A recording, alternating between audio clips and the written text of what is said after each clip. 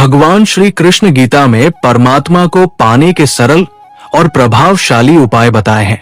उन्होंने मानव जीवन के उद्देश्य और ईश्वर के साथ संबंध को स्पष्ट रूप से समझाया है।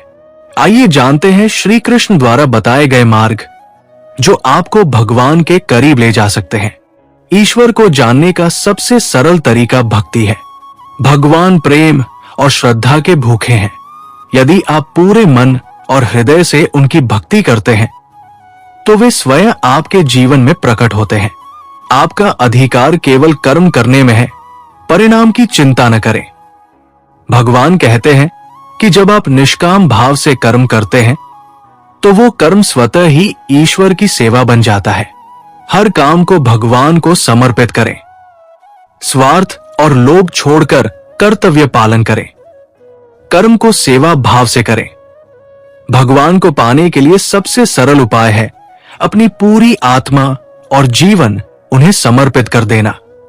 जब आप अपने जीवन का हर पहलू भगवान को अर्पित करते हैं तो वे आपकी हर समस्या का समाधान बन जाते हैं। भगवान पर पूर्ण विश्वास रखें। अहंकार त्याग कर उनकी शरण में जाएं। हर परिस्थिति में भगवान के निर्णय को स्वीकार करें। श्री कृष्ण ने जीवन में संतोष और साधना पर जोर दिया है।